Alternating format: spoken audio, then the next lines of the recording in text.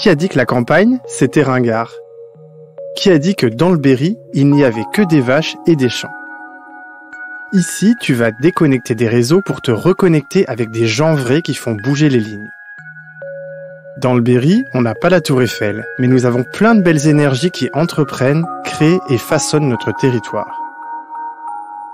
Les Oreilles Vagabondes t'invitent à croquer un bon morceau de campagne en compagnie d'artistes créatifs, de passionnés du terroir, d'amoureux de la nature et de férus du patrimoine. Je m'appelle Paul et je suis podcasteur. Depuis 3 ans, je sillonne la France à la rencontre de celles et ceux qui font bouger nos régions. Et pourtant, je n'avais jamais traversé le Berry. C'est tout juste si j'avais entendu parler de Bourges et de Châteauroux. Mais comme je ne suis pas du genre à avoir froid aux yeux, ou plutôt aux oreilles, j'ai décidé de tenter l'aventure. Et je peux vous dire que je n'ai pas été déçu. Je viens de pas très loin, puisque je me suis élevé quand même sur la commune de Nohant-Vic. Le côté nature me plaisait énormément, et j'ai commencé par faire des études de pépinière en fait. En 1994, je suis arrivé au domaine de George Sand, que je connaissais déjà bien évidemment. Dès qu'il y avait de la famille qui venait, on venait visiter. C'était incontournable la visite. J'étais à l'école à Nohant-Vic, donc naturellement aussi on faisait des sorties pédagogiques qui avaient lieu sur le domaine. Aujourd'hui, ce que je fais sur le domaine de George Sand, c'est plus un travail d'entretien, de respect, de ce qu'a pu connaître George Sand à son époque. Donc c'est un métier aussi qui était et qui est toujours en pleine évolution. Moi, je dis toujours que je ne fais pas le même métier aujourd'hui qu'il y a 27 ans lorsque je suis arrivé. Vagabonder. Voyager au hasard, aller à l'aventure, se perdre et se laisser surprendre. Se dit aussi vadrouiller ou encore bourlinguer. Les Oreilles Vagabondes au Berry.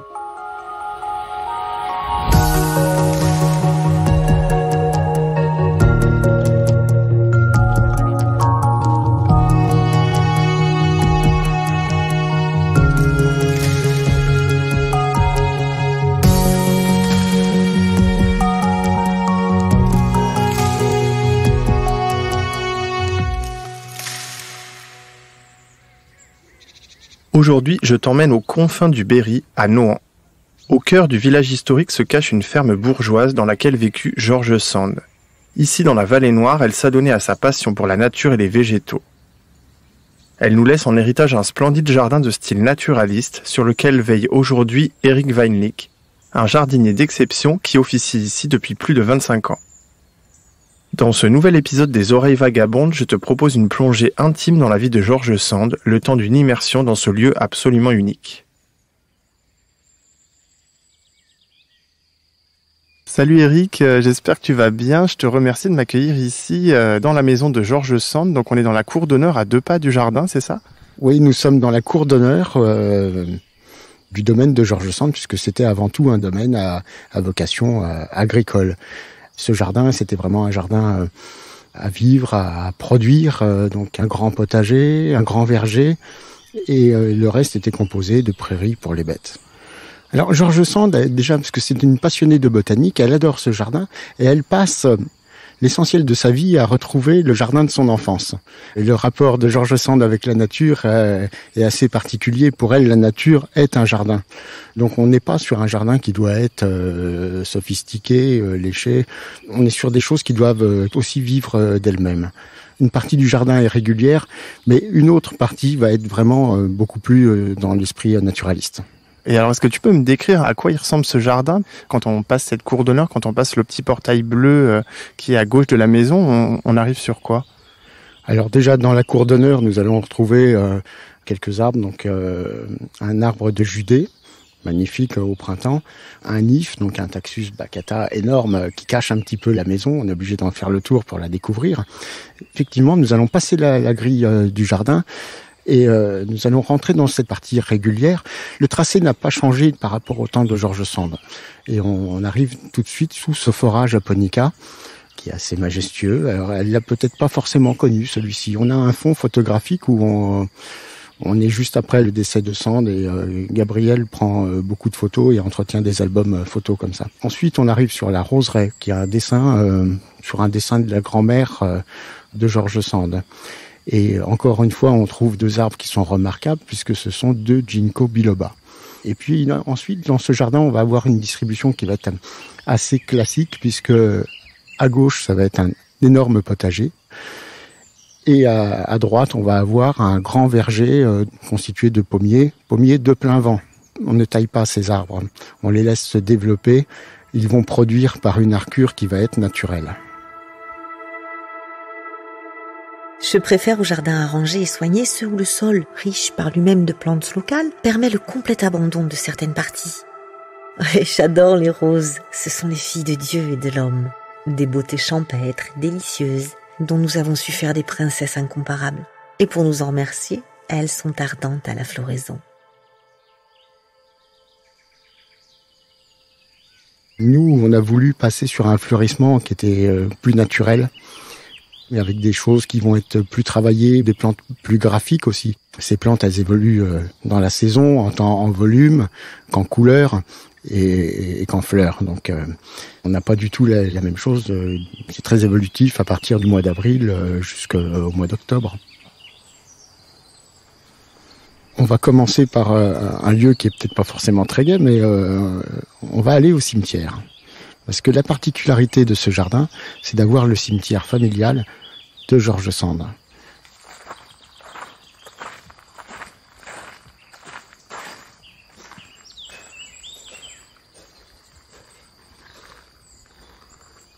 Alors là, nous nous trouvons dans le cimetière familial. George Sand avait tenu à avoir son cimetière dans le jardin, en fait. Donc à l'époque, elle va procéder à l'achat d'un terrain qu'elle va pouvoir échanger avec cet endroit là où nous sommes. Et elle fait un échange de terrain avec la commune. Donc ensuite, il va y avoir l'ouverture qui va être pratiquée dans ce mur qui va relier le cimetière familial et le jardin. On est sous un nif qui est tricentenaire. Ils sont encore nombreux, les gens, à venir se recueillir là sur la tombe de George Sand? Ah, je pense même que c'est un incontournable. Oui, il n'y a pas de visite de la maison qui ne passe pas par le cimetière. Et évidemment, la tombe de George Sand. Ouais. On va quitter un petit peu cette partie régulière, ce monde régulier, ce monde de la lumière, et on va rentrer un petit peu plus dans le monde de l'ombre. Nous arrivons, nous venons de passer cette transition qui est assez franche entre la partie régulière et la partie pittoresque, avec cette grande haie de buis très ancien, qui fait vraiment cette démarcation entre ces 2 jardins. Et ici, nous entrons vraiment dans quelque chose qui va être beaucoup plus naturel. On va être dans la composition. On est bien dans un jardin et on croit arriver dans un espace naturel. Mais pourtant, tout est maîtrisé. Tout a été pensé. Donc nous avons cette petite île qui est en fait une évocation de l'île de Rousseau d'Ermenonville. Et la particularité de ce jardin, c'est d'être une vraie composition avec ces éléments qui sont artificiels mais qui s'intègrent parfaitement dans le paysage. Un autre élément assez évocateur de cet esprit naturaliste, George Sand va récupérer des sarcophages lors de fouilles archéologiques autour de l'église de Vic et elle va les ramener dans son jardin, dans ce jardin particulièrement, pour créer un cimetière mérovingien. Donc encore une fois, on est vraiment dans la composition, dans la théâtralisation du jardin, où on fabrique des lieux, des paysages. Et elle va disposer ces sarcophages comme si la terre les avait régurgités, et ça crée un lieu complètement à part.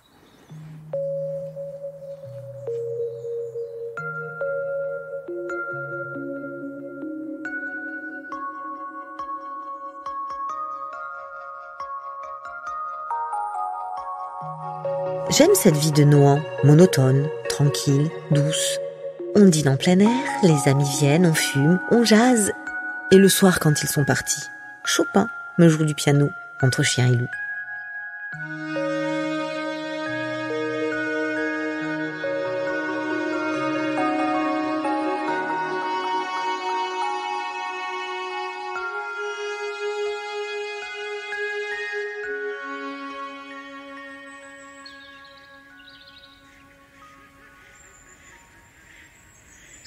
Tu me disais tout à l'heure que vous aviez retrouvé beaucoup d'informations sur le jardin, sur le quotidien ici dans ce domaine, notamment dans les correspondances de George Sand et aussi dans l'agenda d'un de ses derniers compagnons. Alors déjà, il faut dire que c'est une chance pour nous parce que George Sand, elle est assez prolixe, hein, elle écrit beaucoup. Et elle nous laisse quelques 25 000 lettres. Donc c'était énorme pour nous pour retrouver certaines choses, certains travaux qu'on a pu dater. Ça nous aide à comprendre la construction aussi de ce jardin. Il y a la correspondance et bien entendu, oui, comme tu le disais, il y a les agendas qu'Alexandre Manceau a pu tenir au quotidien. Et là, on a vraiment des détails de la vie quotidienne où il parle que Madame Jardine, quand il dit Madame, c'est George Sand, hein, bien entendu. Il explique qu'on a là vraiment des détails, des anecdotes du quotidien et de l'activité aussi dans le jardin, bien évidemment. Ouais. C'est vrai qu'on retrouve lorsque George Sand lance des travaux pour faire aménager un puisard dans la cour d'honneur pour récupérer toutes les eaux pluviales et la canaliser jusqu'au cœur du jardin potager. Et là encore, elle avait la conscience de l'importance de l'eau dans le jardin. Ouais. Et alors toi, aujourd'hui, en tant que jardinier sur le domaine, comment tu imposes ta touche, comment tu poses ton style, en fait ? Alors, on essaye de travailler, j'essaye de travailler, moi, avec des choses qui sont assez vaporeuses. Moi, j'aime bien travailler aussi avec des graminées. Aujourd'hui, introduire des graminées dans le jardin, c'est quelque chose qui me touche particulièrement, ouais. Du coup, aujourd'hui, le jardin, alors dans la structure, évidemment, il ressemble à ce qu'il était à l'origine, mais par contre, sur les essences qu'on va retrouver ou les variétés de fleurs, c'est très différent ? Oui, c'est différent, bien sûr. La roseraie, on a retravaillé avec des variétés. On est parti sur des roses anglaises qui vont rappeler la rose ancienne, mais qui vont avoir la particularité d'offrir des floraisons qui sont remontantes. Sur l'allée des plantes vivaces, voilà, on essaye d'avoir quelque chose qui va être évolutif tant dans la couleur que dans le volume tout au long de l'année. Donc, il y a toujours quelque chose à voir ou à redécouvrir sur une visite au domaine. Pour terminer en beauté cette découverte du domaine de George Sand, je t'ai réservé une petite surprise. Nous allons quitter le jardin pour pénétrer à l'intérieur de la maison familiale et découvrir un lieu habituellement inaccessible au public. Alors Eric, je voulais quand même que tu m'emmènes faire un petit détour dans la maison de George Sand, dans un lieu assez spécial qui est l'atelier de Maurice, qui est vraiment tout en haut de la maison. Oui, ce lieu est tout en haut de la maison. Peu de personnes y ont accès, en fait. Donc, c'est un endroit qui est assez chaleureux, qui a été une création, en fait, où George Sand fait cadeau de cet atelier à son fils Maurice. Donc, très bel endroit où on a 2 grandes verrières, donc qui viennent peut-être un peu déstructurer le bâtiment vu de l'extérieur, mais qui apportent une vue sur le jardin qui est assez intéressante. Oui. Alors, Maurice était un véritable artiste. Il était passionné par la peinture, par l'art, par les marionnettes aussi. Maurice, en fait, c'est un touche-à-tout. Les marionnettes, c'était une grande aventure aussi, hein. Il fait ça pour distraire sa mère un jour derrière une chaise, et c'est devenu vraiment une véritable activité. On va écrire des pièces de théâtre, on va sculpter des marionnettes, confectionner des vêtements et toutes sortes d'accessoires pour donner des représentations ici à Nohant, dans le théâtre qui a été créé spécialement pour cette activité. Alors pourquoi tu voulais absolument m'emmener dans cet atelier et pas ailleurs dans la maison ? Alors moi j'aime particulièrement cet endroit parce qu'on trouve, c'est aussi un bouillon de culture, on rentre dans l'intimité de Maurice. Et effectivement, il y a aussi ses travaux sur la peinture, mais ses travaux de recherche aussi sur les papillons, sur les insectes. Et on imagine un peu la vie et toute l'activité qu'il y a pu y avoir à l'époque de Maurice et de sa mère.